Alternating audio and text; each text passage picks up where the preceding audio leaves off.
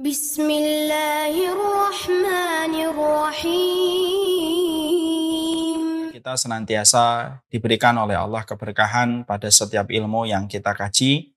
Semoga pula kita selalu diberikan oleh Allah anugerah persaudaraan yang ada di antara hati kita. Ini merupakan waktu dan tahun-tahun lumayan berat karena kita akan memasuki tahun-tahun politik. Apapun pilihan dan siapapun pilihan yang ada di dalam hati kita, semoga ini tidak menjadikan meranggas persaudaraan di antara kita dan tidak menghilangkan kekeluargaan di antara sesama orang yang beriman. Perbedaan itu wajar, tetapi perbedaan itu menjadi musibah ketika akhirnya menyebabkan pertikaian. Apapun pilihan yang kita miliki, semoga kita tetap menjaga sebuah komitmen kewajiban kita kepada saudara kita. Karena sesungguhnya iman itu merupakan mahar bagi orang yang beriman untuk saling mencintai di antara sesama saudara-saudara yang lainnya. Semoga tahun-tahun politik ini tidak menjadikan kita gampang untuk menumpahkan kehormatan seorang mukmin, walaupun mungkin terkadang pilihan yang dia miliki tidak sama dengan pilihan kita. Tentunya tadi pagi saya menyampaikan, sesungguhnya Rasulullah SAW menyampaikan wa ma'a'dhamu hurmatuka ya Ka'bah. Rasulullah SAW itu pernah menyampaikan betapa besarnya keagungan Ka'bah dan betapa besarnya keagungan yang dimiliki olehnya. Tapi Rasulullah SAW menyampaikan bahwasanya hurmatul mukmin a'dham min hurmatika. Sesungguhnya kehormatan seorang mukmin itu jauh lebih besar daripada kehormatan wahai Ka'bah. Tentunya kita paham betul, kehormatan Ka'bah itu tidak kita nafikan dan tidak mungkin kita ingkari dan pungkiri. Siapapun yang ingin menghancurkan Ka'bah, seluruh kaum muslimin dari timur ke barat siap untuk membela kehormatan Ka'bah. Siapapun yang ingin merobohkan Ka'bah akan berhadapan dengan miliaran manusia muslim di seluruh dunia. Tapi walaupun kita tahu betapa besarnya kehormatan Ka'bah, ternyata Rasulullah menyampaikan kepada kita untuk menjadi sebuah kesadaran bahwasanya hurmatul mukmin a'dham min hurmatika. Sesungguhnya kehormatan seorang mukmin itu dikatakan oleh Rasulullah lebih tinggi daripada kehormatan Ka'bah. Untuk memberi makna kepada kita, apapun yang sudah menyangkut kehormatan seorang mukmin yang beriman kepada Allah, jangan gampang menghancurkannya sebelum nanti kita akan berhadapan dengan dosa yang besar, yaitu menodai kehormatan orang yang beriman. Semoga tahun-tahun politik ini kita lewati dalam kondisi yang aman untuk negeri yang kita cintai. Kita tetap saling bersaudara, kita tetap saling mencintai walaupun mungkin kita memiliki jatuh pilihan yang berbeda. Semoga perbedaan tidak menjadi permusuhan, semoga setiap perbedaan tidak menjadi sebab pertikaian. Karena tentunya kita harus ingat, siapapun yang terpilih nantinya, walaupun kita terus berdoa semoga yang terpilih itu adalah yang terbaik, tapi siapapun yang terpilih, bagaimanapun, yang mensolati kita, yang mendoakan kita adalah orang yang kenal dengan kita, yang menjadi tetangga kita, yang menjadi teman pekerjaan kita, dan teman profesi kita. Maka inilah yang menjadikan kita harus paham betapa kita harus betul-betul menjaga kehormatan teman-teman kita, tetangga kita. Bagaimanapun merekalah yang akan repot dengan wafatnya kita.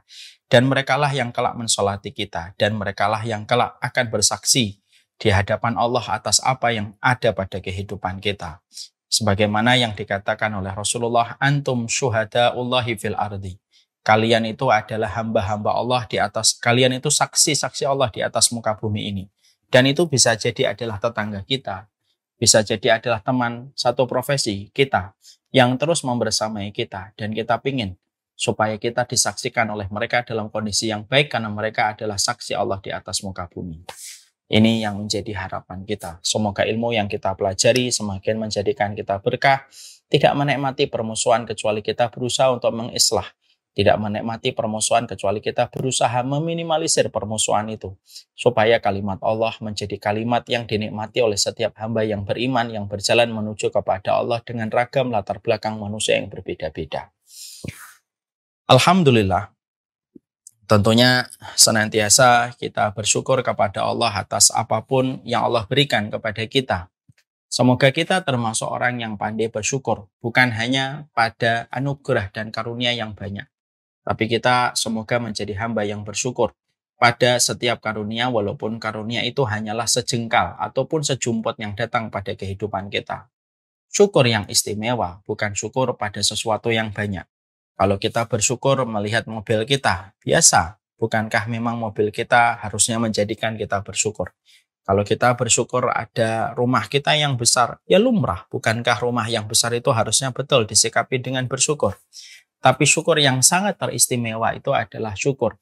Ketika syukur itu pada satu karunia yang tampaknya remeh di mata kita, tetapi kita mampu memberikan kesyukuran penuh sukacita, walaupun yang kita dapatkan hanyalah kecil dari apa yang Allah berikan kepada kita. Inilah yang dimaksudkan dengan perkataan Ali bin Abi Thalib, al-qana'atu bil qalil. Qanaah terhadap perkara yang sedikit itu tidak akan terjadi sampai kita mensyukuri yang sedikit yang Allah berikan kepada kita. Kalau bersyukur pada rekening yang jumlahnya 2 miliar lumrah. Tapi kalau kita bersyukur atas uang 1.000 yang ada di kantong kita, itu baru istimewa. Kalau kita bersyukur pada mobil itu biasa. Tapi kalau kita bersyukur atas teh manis yang kita nikmati di waktu pagi, itulah yang istimewa. Karena sesungguhnya bangunan syukur tidak akan pernah terwujud pada kehidupan kita sampai kita mampu mensyukuri pada sesuatu yang sedikit. Man yashkuril qalil yashkurul katsir. Siapapun yang mensyukuri sesuatu yang sedikit, kata para ahlul hikmah, dialah yang mampu mensyukuri perkara yang besar dengan benar. Semoga Allah menuntun hati kita untuk bersyukur kepadanya dalam setiap urusan kehidupan kita. Amin insyaallah. Kita pada kesempatan hari ini akan meneruskan tentang bagaimana kita menjadi seorang muslim yang hebat yang memiliki karakter. Karakter itu merupakan perkara besar pada kehidupan kita, dan tentunya sunnah itu bukan hanya mengajarkan kita tentang fikih, tapi Islam itu mengajarkan bagaimana kita memiliki karakter-karakter hebat pada kehidupan kita. Karena sesungguhnya sunnah bukan mengajari tentang masalah bagaimana kita mendapatkan pahala, tapi Islam itu membentuk seorang muslim bagaimana seorang mukmin itu memiliki karakter hebat pada kehidupan.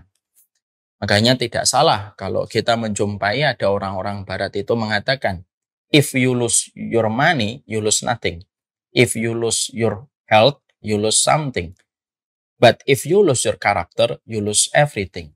Makanya kita mendapati orang barat itu mengatakan kalau kamu kehilangan uang, kamu tidak kehilangan apa-apa. Kalau kamu kehilangan kesehatan, ya kamu kehilangan sesuatu. Tapi kalau kehilangan karaktermu, maka sesungguhnya kamu kehilangan apapun dalam hidupmu. Ini pula yang akhirnya menjadikan kita faham.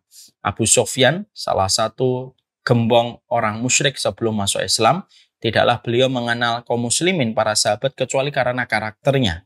Dan tidaklah Rasulullah itu dikenal kecuali karena karakternya yang istimewa. Yang itulah yang menjadikan kita harus faham. Menjadi muslim itu bukan hanya menjadi muslim apa adanya. Menjadi muslim itu tidak hanya menjadi muslim ala kadarnya, tapi bagaimana menjadi muslim itu memiliki karakter dalam kehidupan, di mana karakter itulah yang akan menghidupkan kehidupan mereka pada setiap perjalanan hidupnya. Makanya kita menjumpai bagaimana Islam itu selalu membangun karakter-karakter istimewa pada kehidupan kita. Karakter pemaaf dibangun oleh Islam. Karakter yang ridho dan damai dengan setiap episode yang pahit dan manis, supaya kita senantiasa ridho terhadap pemberian takdir yang Allah perjalankan pada kehidupan kita, dibangun oleh Islam dan dibangun oleh sunnah. Itu menunjukkan kepada kita betapa luar biasanya karakter dalam kehidupan seorang mukmin. Nah, kita ini membahas kitab, ya, satu kitab yang luar biasa, yaitu adalah bagaimana kita menjadi muslim hebat. Ya, dalam kitab itu kita mendapati diambil dari satu rujukan, yaitu adalah ulul himmah, yaitu tekad yang tinggi. Kita tentunya harus paham apa sih jalan yang harus kita perhatikan, anak tangga yang harus kita perhatikan dengan waspada dan seksama, supaya mampu menjadikan kita memiliki karakter yang kuat dalam kehidupan kita, supaya karakter itu menempel pada diri kita dan memberikan jalan keselamatan pada kehidupan di dunia dan kelapangan pada urusan akhirat kita.